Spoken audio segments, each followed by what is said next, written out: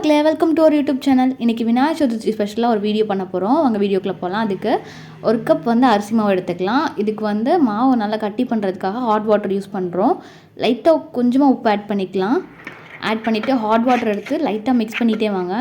கட்டி இல்லாமல் நல்லா மிக்ஸ் பண்ணி இந்த சப்பாத்தி மாவு பதத்துக்கு வந்து பசஞ்சு எடுத்து வச்சுக்கோங்க. ஸோ ஹீட்டாக இருக்கும். நல்லா தண்ணி விட்டு பசஞ்சிடுச்சு. கொஞ்சம் ஆறுனதுக்கப்புறம் நல்லா பசஞ்சு எடுத்துக்கோங்க. அண்ட் லைட்டாக கீ கையில் அப்ளை பண்ணிவிட்டு நீங்கள் வந்து மாவை எடுத்து உருட்டி எடுத்துடலாம்.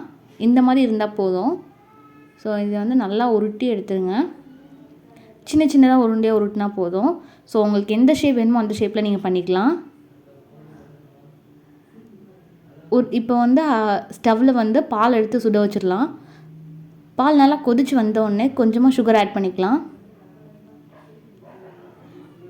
சுகர் ஆட் பண்ணிவிட்டு இது கூட உங்களுக்கு கலர் வேறு கலரில் வேணும் அப்படின்னு நினச்சிங்கன்னா கொஞ்சமாக குங்குமப்பூ ஆட் பண்ணிக்கோங்க. கலர் சேஞ்ச் ஆகி ஒரு எல்லோயிஷ் கலரில் இருக்கும். சூப்பராக இருக்கும்.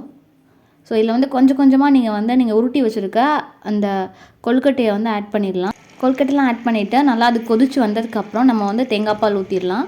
கொழுக்கட்டை வந்து கொஞ்சம் கொஞ்சமாக ஆட் பண்ணுங்கள். பால் நல்லா கொதிச்சுட்டு இருக்கும் போது தான் ஆட் பண்ணணும். நல்லா கொதிச்சு வரும்போது ஆட் பண்ணிகிட்டே இருங்க. நல்லா கொதிச்சதுக்கப்புறம் தேங்காய் பால் ஆட் பண்ணிவிட்டு கொஞ்சமாக ஏலக்காய் பவுடர் ஆட் பண்ணிக்கோங்க ஃப்ளேவருக்காக. அண்ட் தேங்காய் பால் நல்லா கொதித்து வரணும். நல்லா கொதிச்சதுக்கப்புறம் நம்ம வந்து ஸ்டவ் ஆஃப் பண்ணிடலாம். ஆஃப் பண்ணிட்டு கொஞ்சமாக தேங்காய் பூ வந்து போட்டுடலாம். உங்களுக்கு ட்ரை கோகோனட் கிடச்சாலும் நீங்கள் வந்து ஆட் பண்ணிக்கலாம். Sugarless coconut. ஸோ வந்து ரொம்ப நல்லாயிருக்கும். நல்லா மிக்ஸ் பண்ணி விட்டுட்டு நம்ம வந்து சர்வ் பண்ணிடலாம். ஸோ இந்த மாதிரி கொழுக்கட்டை ட்ரை பண்ணி பாருங்கள். விநாயகர் சதுர்த்திக்கு நீங்கள் வந்து கொழுக்கட்டை செய்யணும்னு நினச்சிங்கன்னா வீட்டில் இருக்கக்கூடிய இன்க்ரீடியன்ஸ் வச்சு சிம்பிளாக பண்ணலாம். இது போல் வீடியோஸ் நிறையா பார்க்க நம்ம சேனலை சப்ஸ்கிரைப் பண்ணிக்கோங்க.